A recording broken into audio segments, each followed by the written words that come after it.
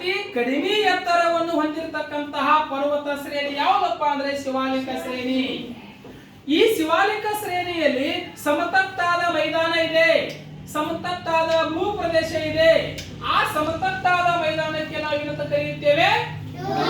ಅಂತ ಕರಿತೀವಿ. ಉದಾಹರಣೆಗಾಗಿ ಹೇಳಬೇಕಪ್ಪ ಅಂದ್ರ ಈಗ ಡೆಹ್ರಾಡೂನ್ ಆಗಿರ್ಬೋದು, ಕೋಟಾ ಆಗಿರ್ಬೋದು, ಪಾಟ್ಲಿ ಆಗಿರ್ಬೋದು, ಚೌಕಂಬ ಆಗಿರ್ಬೋದು, ಉದಾಂಪುರ್ ಆಗಿರ್ಬೋದು, ಇವು ನಮ್ಮ ದೇಶದಲ್ಲಿ ಬರ್ತಕ್ಕಂತ ಪ್ರಮುಖ ಡೂನ ಪ್ರದೇಶಗಳು. ಅರ್ಥ ಆಗತೈತಿ?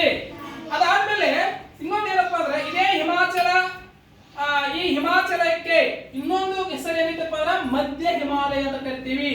ಮತ್ತ ಈ ಶಿವಾಲಿಕ ಬೆಟ್ಟ ಐತಲ್ಲ, ಇದು ಸಮುದ್ರ ಮಟ್ಟದಿಂದ ಎಷ್ಟು ಮೀಟರ್ ಎತ್ತರ ಐತಪ್ಪ ಅಂದ್ರ 600ರಿಂದ ಹಿಡಿದು 1500 ಮೀಟರ್ ಎತ್ತರ ಐತಿ ಅಂತ ನಾವು ಹೇಳ್ಬೋದು.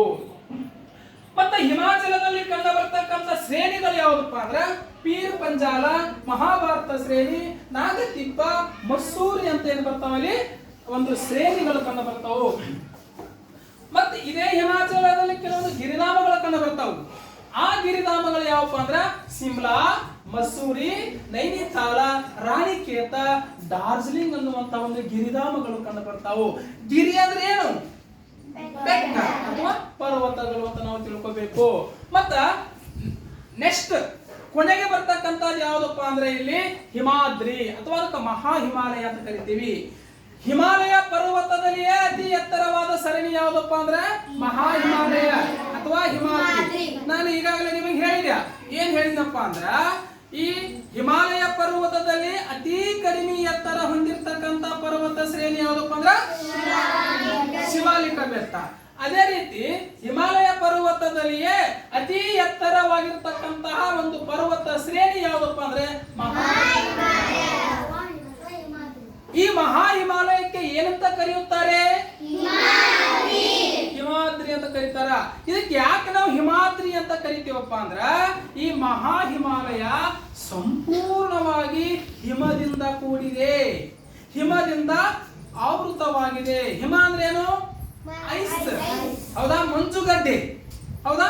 ಈಗ ನೆಕ್ಸ್ಟ್ ಏನಪ್ಪಾ ಅಂದ್ರ ಈ ನಮ್ಮ ಜಗತ್ತಿನಲ್ಲಿಯೇ ಅತಿ ಎತ್ತರವಾದ ಶಿಖರಗಳೇನದಾವಲ್ಲ ಅವೆಲ್ಲ ಕಂಡು ಬರುವುದು ಎಲ್ಲಪ್ಪ ಅಂದ್ರ ಮಹಾ ಹಿಮಾಲಯದಲ್ಲಿ. ಹಾಗಾದ್ರೆ ಜಗತ್ತಿನ ಅತಿ ಎತ್ತರವಾದ ಶಿಖರ ಯಾವುದು? ಈ ಮೌಂಟ್ ಎವರೆಸ್ಟ್. ಈ ಮೌಂಟ್ ಎವರೆಸ್ಟ್ ಎಲ್ಲಿ ಕಂಡು ಬರುತ್ತದೆಯಪ್ಪ ಅಂದ್ರೆ ಮಹಾ ಹಿಮಾಲಯ ಅಥವಾ ಹಿಮಾದ್ರಿಯಲ್ಲಿ ಕಂಡು ಬರ್ತದ. ಜಗತ್ತಿನಲ್ಲೇ ಅತಿ ಎತ್ತರವಾದ ಶಿಖರ ಮೌಂಟ್ ಎವರೆಸ್ಟ್. ಇದು ಎಷ್ಟು ಮೀಟರ್ ಎತ್ತರ ಐತಪ್ಪ ಅಂದ್ರ 8,000. ನೀವು ಒಂದು ವಿಚಾರ ಮಾಡಿ, 1,000 ಮೀಟರ್ ಆದಾಗ 1 ಕಿಲೋಮೀಟರ್ ಆಗುತ್ತೆ. ಹಾಗಾದ್ರೆ ಸರಿ ಸುಮಾರು ಇಲ್ಲಿ ಏನಪ್ಪಾ ಅಂದ್ರ 9 ಕಿಲೋಮೀಟರ್ ಎತ್ತರಕ್ಕೆ ಬಂದದಂತ ಅರ್ಥ. ಈಗ 8,848 ಅಂದ್ರ ಈಗ 9,000 ಮೀಟರ್ ಆಯ್ತಪ್ಪ ಅಂದ್ರೆ 9 ಕಿಲೋಮೀಟರ್ ಆಗುತ್ತೆ. ಹಾಗಾದ್ರೆ ಇಲ್ಲಿ 8,848 ಐತಪ್ಪ ಅಂದ್ರ 9,000ಕ್ಕೆ ಎಷ್ಟು ಕಡಿಮೆ ಐತಿ ಅನ್ನೋದು ನೀವು ಲೆಕ್ಕ ಹಾಕಿದ್ರೆ ಗೊತ್ತಾಗತ್ತ. ಅಷ್ಟು ಇದು ಎತ್ತರ ಅದ. ಜಗತ್ತಿನಲ್ಲೇ ಅತಿ ಎತ್ತರವಾದಂತಹ ಶಿಖರ ಇದು. ಈ ಮೌಂಟ್ ಎವರೆಸ್ಟ್ ಎಲ್ಲಿ ಕಂಡು ಬರ್ತಿದಪ್ಪ ಅಂದ್ರೆ ಇದು ನೇಪಾಳ ಮತ್ತು ಟಿಬೆಟ್ ಮಧ್ಯದಲ್ಲಿ ಕಂಡು ಬರುತ್ತದೆ. ನೇಪಾಳ ಅನ್ನುವಂತ ಒಂದು ರಾಷ್ಟ್ರ, ನಮ್ಮ ರಾಷ್ಟ್ರದ ನೆರೆಯ ರಾಷ್ಟ್ರ ಅದು. ನೇಪಾಳ ಮತ್ತು ಟಿಬೆಟ್ನಲ್ಲಿ ಅಥವಾ ಟಿಬೆಟ್ ಮಧ್ಯದಲ್ಲಿ ಕಂಡು ಬರ್ತೈತಿ ಅಂತ ಹೇಳ್ಬೋದು.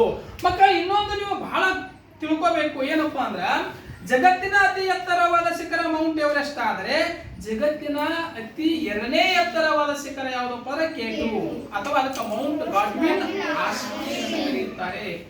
ಇದು ಮೌಂಟ್ ಗಾಡ್ವಿನ್ ಆಸ್ಟಿನ್ ಎರಡು ವಿಶೇಷತೆಯನ್ನು ಒಳಗೊಂಡಿದೆ. ಒಂದು ಜಗತ್ತಿನ ಅತಿ ಎರಡನೇ ಎತ್ತರವಾದ ಶಿಖರವಾದರೆ ಇನ್ನೊಂದು ನಮ್ಮ ಭಾರತ ದೇಶದ ಮೊದಲನೇ ಅತಿ ಎತ್ತರವಾದ ಶಿಖರ. ಹಾಗಾದ್ರೆ ಇದು ಎಷ್ಟು ಮೀಟರ್ ಎತ್ತರ ಐತಪ್ಪ ಅಂದ್ರ 8,611 ಮೀಟರ್ ಎತ್ತರ ಐತಿ ಅಂತ ನಾವು ತಿಳ್ಕೋಬೇಕು. ಅರ್ಥ ಆಯ್ತು ನಿಮಗ? ತಿಳಿತು? ಓಕೆ, ಒಂದ್ಸಲ ಓದ್ಕೊಳ್ಳಿ.